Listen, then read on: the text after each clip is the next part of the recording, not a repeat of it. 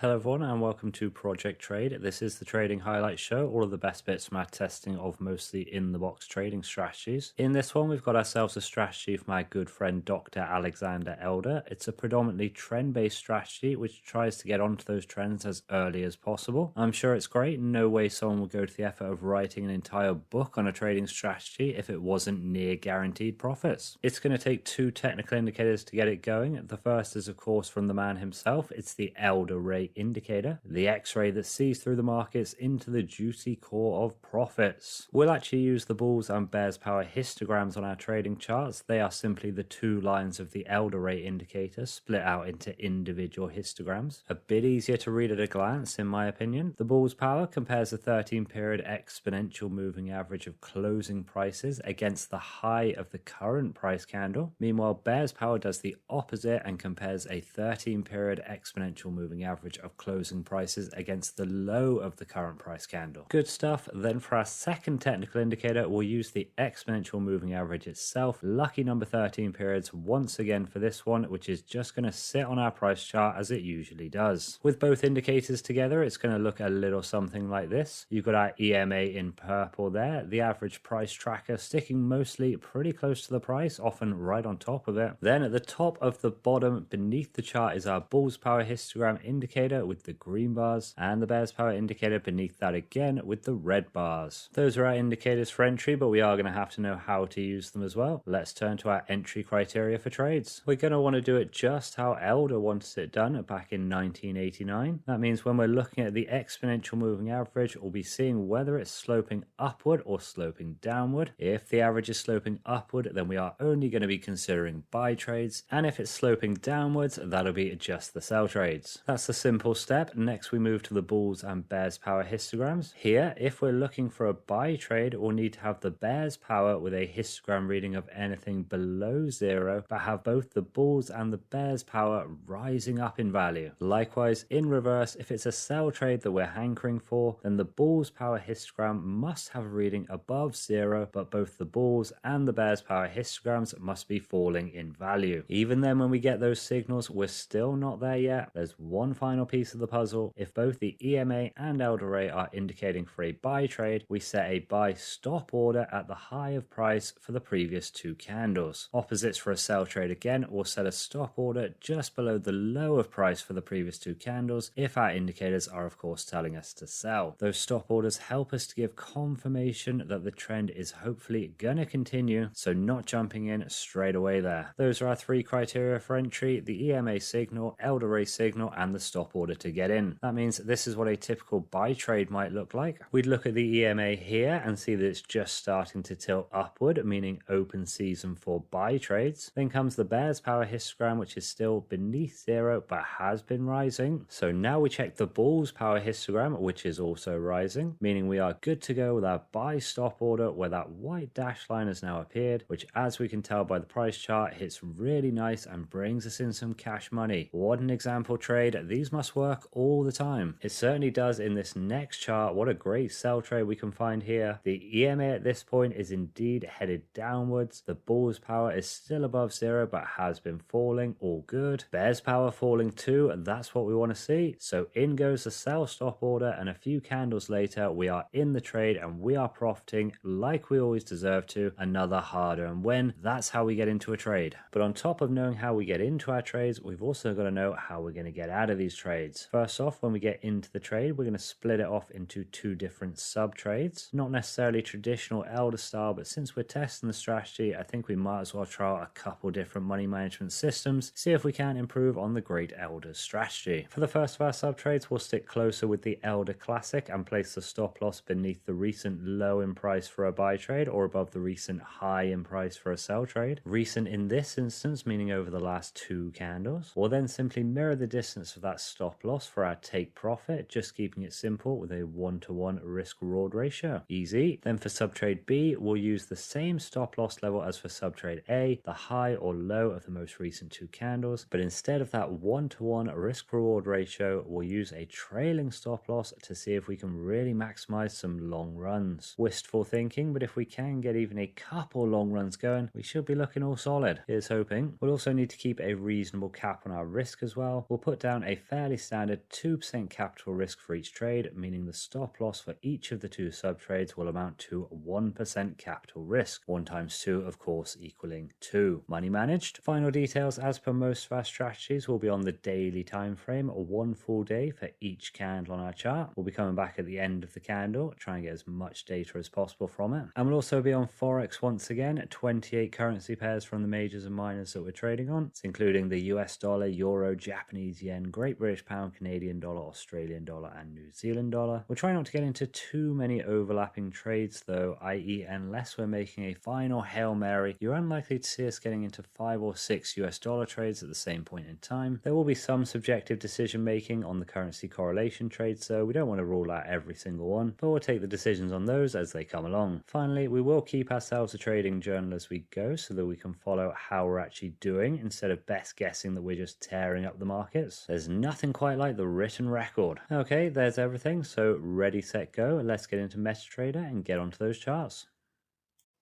Okay, here we are on the charts. Just about 30 minutes left in the day. Always best to wait until the end of the daily candle, get as much information out of it as possible. Help your indicators give the right signal. And here are our indicators. Exponential moving average, 13 periods. Bull's power, 13 periods again in the green here. And finally the bear's power histogram in the red. One more, lucky number 13. Every night around about this time, at the end of the day, we'll be looking at our 28 currency pairs, all the major and minors. And we'll be looking for a signal. So if we just use the Euro US dollar as an example chart, the moving average facing ever so slightly upwards still, just a tick up. So we are still looking for buy trades. Got the bear's power histogram beneath zero, which is ideal. However, it has fallen beneath zero, not rising from a lower zero figure. So not a signal for us there. Might get in the next couple of days though. A lot of room on the bull's histogram here. So if that stays above zero whilst falling and the moving average starts to tip, could be a signal for us there. We'll keep an eye on this one as we will with all 28 charts. We're not going to talk about all of the other 27 currency pairs, but let's have a look at a couple more interesting ones. Dollar yen almost would have given a signal yesterday. You had the moving average tilting upwards for buy trades, bull's histogram rising, bear's histogram beneath zero, but it did still fall just a touch. Ever so close to a signal there. Obviously we weren't trading, not yesterday as such, but Friday. Still fine margins on a trade there. Be interesting to see how this one gets on. That's the dollar yen. But we do get a signal on the pound US dollar. Moving average tilting downwards for sell trades. Bull's power above zero but has been falling. And the bear's power falling as well. So we can get into a trade here, or at least we can put the stop order down for a trade. As it's going to be a sell stop order, it'll be just beneath the low of today's candle, and the would-be stop loss for each of the sub-trades at just above the high of yesterday's candle. There's the local high, so let's measure out our pips there. And we'll call it about 200 pips. Seems reasonable. That means it'll be a 0.50 standard lots for each of our trades, risking 1% for each of them. Let's pop this first one down. You can see the risk calculated on the screen. And there's the stop loss and take profit. If it does trigger, it got quite a journey to go after yesterday's steep drop. This candle right here fell off by almost 1%, so been a bit of a move already. Hopefully this isn't just a pullback from a bullish trend. Don't want to see it bounce off a support level here, but as long as it doesn't get us into the trade, that's all good. But if it does get us into the trade, of course, we want to see that drop all the way to the take profit for just shy of $1,000. Now let's get down sub-trade B for the trading stop loss. There's our sub-trade B with the trading stop loss now in. Nothing more for us to do here apart from hopefully the pound sells off against the dollar. Just wait for a potentially winning trade. Let's have a look at the other charts. Did come very close on the euro Canadian dollar. Moving average tilting downwards, sell trades. Bear's power is falling and so is the bull's power, and it might look like a signal, but this here is yesterday's candle. Today's one ever so slightly negative, so we would need that above zero. Not quite a signal for us, but about as close as it can be. And then finally the pound Canadian dollar. Could have been a nice stop order a couple days ago here. Is that moving average tilting down? Ooh, I think it's ever so slightly up still, so wouldn't be able to get in there. Very tight though. If that moving average was tipping down, it would have been a sell stop order in here. And finally, the Great British Pound Canadian dollar, that was close as well. But similar to the Euro Canadian dollar, the bull's power has slipped beneath zero, and we're now moving averages facing down, and that means no signal. That's it for the ones of interest, not too much going on the other ones, so no need to bore ourselves with every single chart having commentary on. We do have our potential pound US dollar trade, and it's always good to start with one. Just gotta hope it comes good. We'll be back in around about 24 hours time to check on these trades. Back on the charts for day number 2, not quite into this pound US dollar trade, and it has gone back against us. Signal has gone, to be honest, as we do see the bulls and bears power rising. We'll give it one more day, see if it comes back. Not a lot going on these other charts though. Don't think we're going to be seeing any signals tonight. Pretty close, but still, again, it's a day of reversals, so signals that looked close now going back against. You can see there, green day against the red few that came before. So not going to get a lot of certainty from these charts tonight. We'll just come back tomorrow and see how we're looking then. Day number 3, we're back on the charts. Our pound US dollar signal, it's gone completely now. Moving average turns upward, as that does in fact signal a buy trade now, because we got the bulls moving average rising. It's above zero, but that's all good, because all we need below zero is the bears moving average, which it is, and it is also rising. We will switch to a buy trade, but it does make me feel a little bit shaky about these entry signals when they're in a range, but that is what the stop order is there for. It stopped us getting in from that trade, which wouldn't have been looking so good right now. So let's get rid of this one here and get rid of this trader as well. There it goes.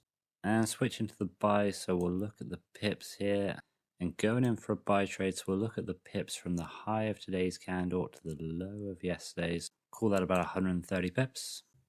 Risk, as always, on the screen for you there. So let's place down that first buy order. It's the buy stop order. Same again for subtrade B. Stop loss, take profit, and trading stop loss now set. Take profit level a bit high. Hasn't been that high for a long while, so we're going to have to push above this resistance level. So we'll see what happens there from a sell to a buy. And on some of these other charts, we do have signals against the Canadian dollar. The signals against the CAD are for the European currencies. So there is a buy signal here on the pound CAD. Because we're already in the pound USD, we'll leave this one. Also got the CAD Swissy here. Selling off the CAD, bull's power ever so slightly above zero. But I do think the Euro CAD is the most appealing. Bull's power getting a good push on. Bears power, still a little bit of room before it shifts above zero. Assuming it gets there, although it has dipped over a couple times within this range here, there and there. Fingers crossed we do see the breakout now. Let's get our trade down then so we can enjoy that breakout if it does come. And we're closing near the high, so I'm going to place it a bit above the high. I want to give it a little bit of room to confirm that trend. Call that 150 pips. And you can see once again how we get to our 1% risk. That's what we're going to call the entry position. There's our standard take profit and stop loss levels. $1,000 at stake. And the take profit on this right up at that resistance level. If it does want to get up there and then bounce off, that's fine as long as we hit the take profit first. But it is, again, similar to the pound US dollar at quite a high. But if it's come this far, it can go a little more. So we believe that is going to be us for tonight. 2 potential trades down. And I do expect the pound US dollar and Euro CAD to move reasonably close together. But at the end of the day, it is 4 separate currencies, so can avoid trades. Okay, back tomorrow. Into the charts we are for day 4. We did get into the Euro Canadian dollar trade. Bit up on it at the moment, around about $40 for each sub trade, but not too much above the entry price. Let's stick it on the 15-minute chart. You can see only about 6 or 7 pips in our direction. Not terrible though, good to get into one. Not into the pound US dollar buy trade. Bears average still rising, bulls is dropping. We'll give it one more day, see what happens. But yeah, still feels very rangy here on price. Couple signals that we had yesterday gone now. Pound Canadian dollar, bears average crosses above zero. And the reverse on the CAD Swissy, the bull's power has crossed beneath zero. But that's fine though, we're happy with just the Euro Canadian dollar. Don't want to push too many similar trades in right off the get-go. But we do have a trade option on the New Zealand dollar, Japanese yen. We got the moving average tilting downwards as of today. Bull's power falling but above zero. Bear's power also falling. There's our 1% risk per sub trade as we get these stop orders down. There we go. Let's plug in those stop losses and take profit. All right, we are plugged in there. Feeling pretty good about this one. Take profit not beneath the support level. Stop loss is above it, and even the sell stop order kind of beneath the lows of these last few candles. So seems good as we do see the Euro CAD creep up to our favor as well. $50 up for each sub trade, and still got the pound US dollar option as well. So getting busier here, that's how we want to do. Yep. Day number 5, yes, the end of the week. Checking in on these trades. Euro CAD, look at that, real nice push to the good for us. That's exactly what we want to see. Not able to hit the take profit yet, but still can't knock that. Same on the New Zealand dollar, Japanese yen. Not quite as nice as the Euro CAD, but certainly has pushed in our direction, and down it goes towards that take profit level. Happy to be in the trade, happy to see it going well. Very nice there. Didn't get into the pound US dollar. Again, incredibly rangy here. Do think this signal is basically gone. We'll let it ride a little bit further, but yeah, not looking promising. No new signals for us to end the week, but that's okay because these trades are all looking pretty good. Every one of them positive for us, so if it trends in that direction, it's going to be a beautiful start to the strategy. Let's give it up for the weekend and come back on Monday. Start the week all over again.